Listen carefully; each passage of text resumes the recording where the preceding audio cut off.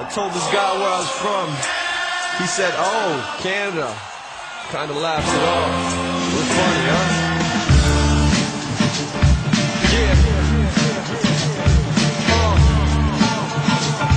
Come on. Welcome to Counterculture. Counterculture is the new socially progressive and entertaining news talk radio in our nation's capital on AVR 95.7 FM. We profile interesting news and current affairs items In Ottawa, provincially and nationally, inclusive of First Nations communities.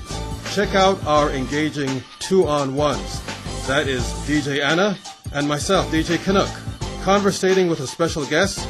Today's guest is Thahoke Tote, a First Nation social activist, whose interests include truth, justice, and peace. We and Counterculture on AVR 95.7 FM in the nation's capital also like to check up on international items. I am DJ Canuck. And I'm DJ Anna. Political turbulence picks up in our nation's capital. With the chance of a Liberal thunderstorm on the horizon. But while reflecting on politics, don't forget to check out National Aboriginal Day. It is returning to Ottawa and Victoria Island. Come join celebrations on June 21st, 2009. Help welcome some of Canada's best Aboriginal artists.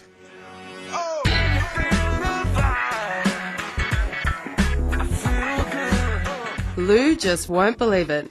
Lou as in the bathroom of the outside variety, that is. When you are in a portable toilet at night, lighting a match to look for toilet paper might not be the best of ideas. More details to follow.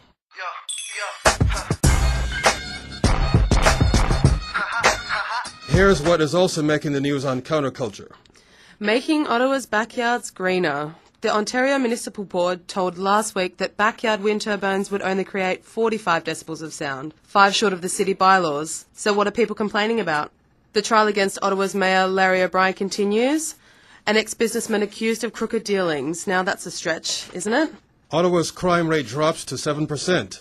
But for how long in worsening economic climate? The Alliance to End Homelessness reports the number of homeless families has increased by a whopping 15.2%. Jack Layton makes his case. The NDP's Jack Layton accuses the Prime Minister of showing old Reform Party attitudes which blame the victim of conservative economic politics. Ottawa Centre is currently the NDP's lone riding in Ottawa, which is currently represented by MP Paul Dewar. Toxic soup by the hill. Swimming anyone? Toronto's Environmental Defence Organisation out City of Ottawa for dumping toxic metals such as mercury, lead and arsenic into the Ottawa River. Now, doesn't that sound lovely? Are you a connoisseur of trash? Bruce Deitchman brings together the ugliest things he could find at the Great Glebe Garage Sale in Ottawa.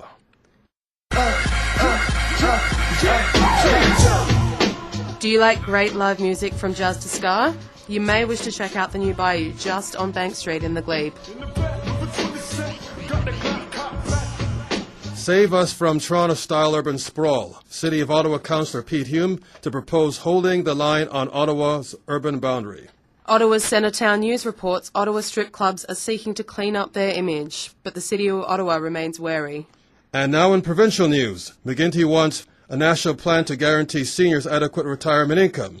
Do you think that he's sincere?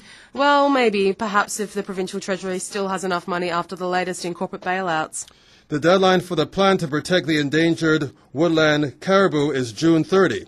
Will the Ministry of Natural Resources do enough? Environmental groups say they are playing a balancing game, trying to keep loggers and road builders happy. But what do you think? Have you seen the plan? With radioactive water continuing to leak from the Chalk River plant, medical authorities are concerned the loss of isotopes could spark a health crisis. The plant produces more than half the world's medical isotopes, and insiders are saying this could be the end of the line for the nuclear reactor. Are cracks starting to show in the Progressive Conservative Party? It appears so. Tory leadership hopeful Christine Elliott accuses her rival Tim Hudak of giving a lift to the Liberals by abolishing the Ontario Human Rights Commission. That's not the only gift they're giving. Have you seen their latest campaign, Slamming Ignatieff? Forget Christmas in July, this is Christmas in June, people.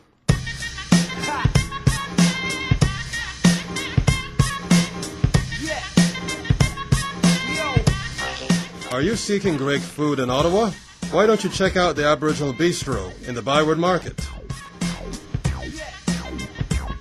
Now, further across Canada, Question: when is a lake not a lake? Answer: when the Canadian government says it should be a dump for toxic mine waste. Metal mining effluent regulations results in lakes which would normally be protected as fish habitat by the Fisheries Act being redefined as so-called tailing impoundment areas. In 2006, 2 lakes in Newfoundland were added to Schedule 2, and more recently, 2 lakes in Nunavut were approved for destruction.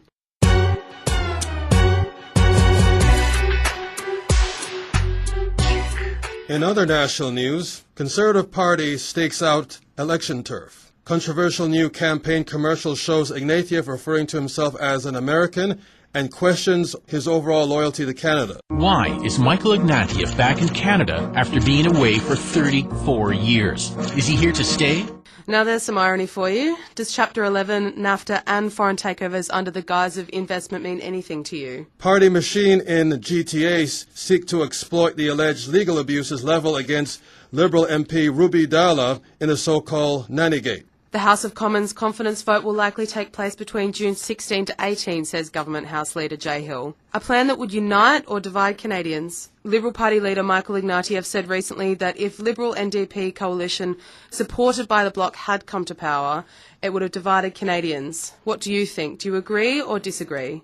We invite you to call in and give us your thoughts on the issue. Our phone line is, and the lines are now open. Exporting security or exploiting conflict. The Activist magazine reports that between 2003 and 2005, Canada exported more than $5.6 billion in military exports to 73 countries. 39 of these countries had troops that were then engaged in arguably oppressive major military conflicts. Family Services in Winnipeg intervenes to protect child. Neo-Nazi parents argue they can teach their child that minorities deserve to die because this is a white man's world.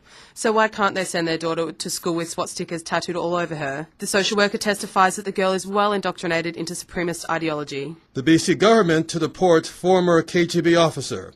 Mikhail Lennikov will be forced to leave the country after 11 years, here with his wife and son after being denied permanent residency status because of his involvement with the intelligence agency as a young man. He has until June 3rd to appeal the ruling and denies ever wanting to get involved with the KGB in the first place. And now, the latest from People for Ethical Treatment of Animals, PETA boycotts Canadian maple syrup to save seals from clubbing. Next week, we'll boycott Raisin Bran in order to save geckos. And now to sports. To be or not to be in Phoenix, Gary Bettman and the NHL Elites continue campaign against Jim Balseal and NHL expansion to Canada. Whose game is this anyway? Really, it's really based on a team that's in a situation that came about, and I put together a proposal that I think is awesome for Canadian hockey fans, to serve an unserved market in Southern Ontario. And by the way, will Halifax ever get a CFL team? It's that heathen song, man. We are right. We are right now, man. Scotiabank Place, Ottawa's premier sports and entertainment venue, presents Elton John and Billy Joel on June 1, 2009. Call 613-599-0327 for ticket information. You're listening to Warm Party, man. And this right here is a G-Mac production, y'all. In First Nations country, diabetes is an epidemic